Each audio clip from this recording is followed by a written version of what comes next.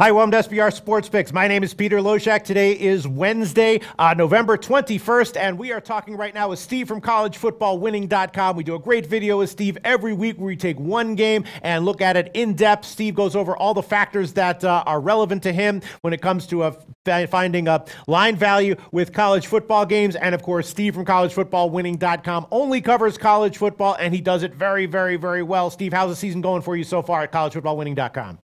It's going very well, Peter. So far this season, we are 81, 53, and 2 against the spread. That's beating the spread at the rate of 60.45%. Very nice, Steve. And the game we're going to talk about right now is very interesting one, actually. Kansas State against Iowa State. Iowa State is a big favorite here, of course, and the total is very, very low, down at 40.5. Iowa State right now is a 13 or 13.5 point favorite. And Iowa State, of course, is having a great year. For most of the season, they were a great bet week in and week out. This might be a little bit of a different psychological situation for them, though, because, of course, not only are they coming off of the ATS loss against Texas, but it was also a straight-up loss that gave a big hit to their bowl aspirations, landing a major bowl at the end of the year in the postseason. So the question is, how much is that going to affect a team like Iowa State? And then, of course, Kansas State, not the best version of Kansas State that we've ever seen, but they were still a team that for most of the middle of the season was generally a good bet, generally a little bit undervalued. And here they are on the road catching double digits. So it's always scary to bet against Kansas State almost in any situation as a big underdog. Steve from collegefootballwinning.com. What do you like here? Thank you, Peter. Well introduced, as always. Sure. So a couple weeks ago, Peter, you and I did a video with Utah, and it was Utah's victory over Oregon. And I asked the viewers to conduct a little thought experiment. So with the understanding first that our bet is an investment. So as an investment, let's imagine that the side we want to bet on is an asset. So we're looking to purchase this asset at a reduced price or on sale. So let's consider now Iowa State to be that side that is the undervalued or on sale asset. So we want to drive the price down. In order to drive the price down on Iowa State, let's get Iowa State to lose badly, uncharacteristically, which is to say have a singular anomaly that compared to the rest of their body of work, and let's have that happen as recently as possible. So that way it's the freshest image that people have, that bettors have of Iowa State.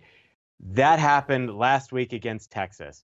So before last week's Texas game, Iowa State's offense was averaging 370 yards per game. They were held to just 210 yards at Texas in that game. Part of the reason Iowa State had such a poor offensive production last week, not only were they missing their star running back for the first half due to a suspension, but they were also suffocated by that Texas defense, namely in tackles for loss. So Texas got 9 TFL, 9 tackles for loss in that game. Can K-State do the same thing?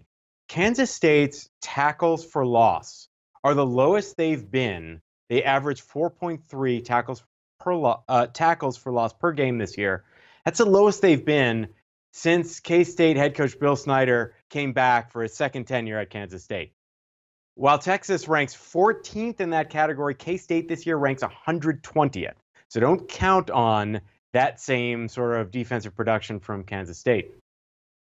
So now we also said to get the Iowa State as an undervalued asset, let's have the other side, in this case Kansas State, let's have them win in just the opposite fashion. So have them win badly or deceptively, making it seem that their victory was better than it was, and have them win as recently as possible. Well, we could check that box because Kansas State last week beat Texas Tech 21-6.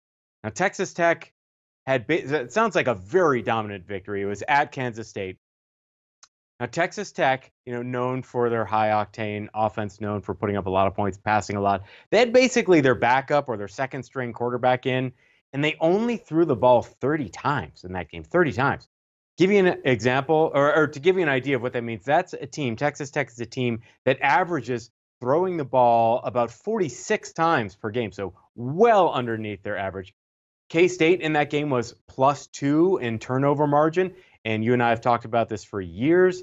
Turnover margins, so turnovers, very impactful, but unpredictable metric that can't be counted on from game to game. So you sort of need to look at that as part of the anomaly here. By the numbers, that was the first time since 2006 that Texas Tech did not score a touchdown in an away game. So now we have inflated value on that Kansas State side. Looking at the series between the two, so sort of third point in getting our undervalued asset here. You look at the series between K-State and Iowa State. Iowa State has lost straight up the last 10 in a row. So you want to talk about motivation. What is Iowa State playing for here? They're playing to knock off a rival that has beaten them 10 years in a row straight up. Now, in that span, Iowa State has gone 5-3-2 against the closing spread, and that includes going 2-0-1 against the spread since Matt Campbell took over as head coach at Iowa State.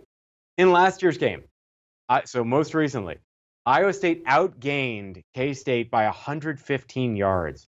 Using average college football yards per point, Iowa State should have beaten K-State by around 8 points instead of losing by a point.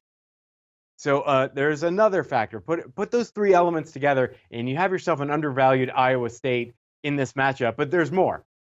Another on-field performance metric that makes this even more compelling is K-State's offensive play selection, okay?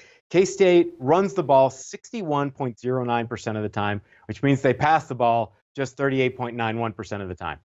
Where does that stand in all of college football? To give you an idea of what that means, the average in college football this year is running the ball 52.87% of the time and passing the ball 47.13% of the time. So almost 50-50. K-State's run-heavy play selection puts them in the top 20 for all schools in running the ball most proportionally. So how does that match up against Iowa State? Well, Iowa State's rush defense is 10th in the nation versus FBS competition in yards per carry allowed. So this Iowa State defense this year held Oklahoma, high-powered Oklahoma, to its season low in total rushing yards per game, rushing touchdowns, and rushing yards per attempt. So give you an idea about Oklahoma that way. Oklahoma ranks 7th in total rushing yards per game, 2nd in rushing touchdowns, and number 1 in rushing yards per attempt in the nation. They were held to their season lows by this Iowa State defense. K-State's total offense, unlike Oklahoma, it's the worst in more than 10 years, ranking 116th in yards per game versus FBS competition. What is even more compelling, Peter, for me, these betting indicators.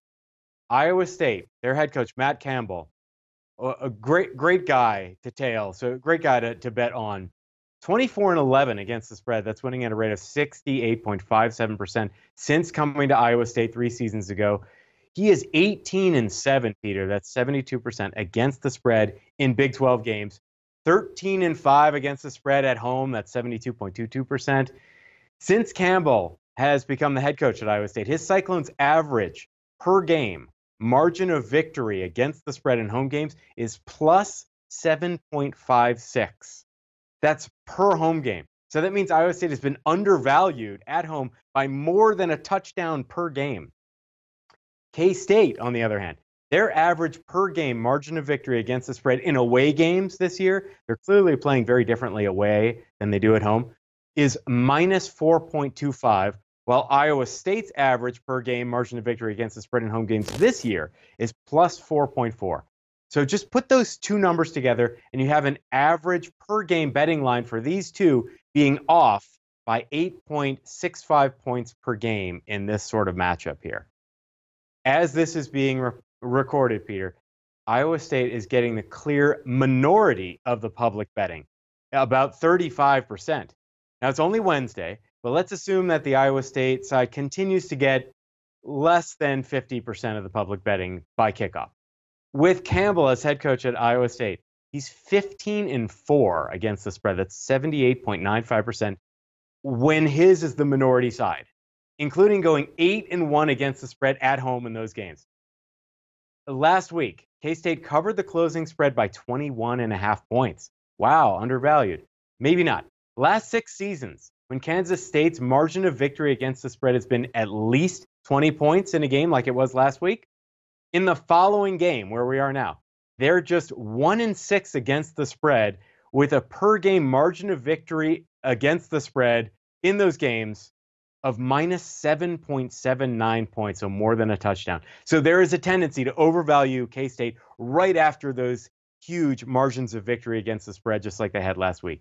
Whereas Iowa State under Campbell, coming off of any against the spread loss, they're 8-2 against the spread, and the per game margin of victory average in those games against the spread is 9 points per game. So the conclusion, Peter, I like the Iowa State side, but if history is any indicator of what will happen here in this game, for 6 of the last 10 games in this rivalry, the against the spread outcome has been determined by 3 points or less. So every point counts here.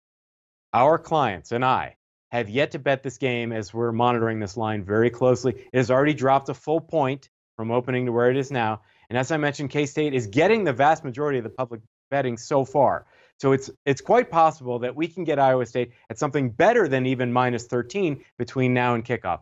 But that said, if this line does not change and there are no significant changes due to injuries or suspensions or something like that, we would bet Iowa State right here at minus 13, but shop wisely. Every point counts. His name is Steve from collegefootballwinning.com, and this is what he does, folks. This is what he does. Steve, awesome breakdown as always. For anyone who's watching for the very first time and has no idea who you are, tell us about yourself and what you do at collegefootballwinning.com. Sure. At collegefootballwinning.com, all the company does is college football betting analysis 365 days a year. So even in the off season, we don't do any other sports or any other leagues, just college football betting analysis. We're a company founded on making betting recommendations using sets of algorithms. And we call those algorithmic betting recommendations our formula. Our formula headed into this season was 60.66% against the spread. This year, in all of our betting recommendations, all of them, not just the formula betting recommendations, I already said this at the top of the program, 85, 53, and 2. So that's winning at the rate of 60.45%, really close to our historical formula average of 60.66%. So we're sort of right on par there. So that's all good news. The bad news is we are currently closed to any new clients, but you can still go to collegefootballwinning.com and get on our waiting list, and I hope that you do.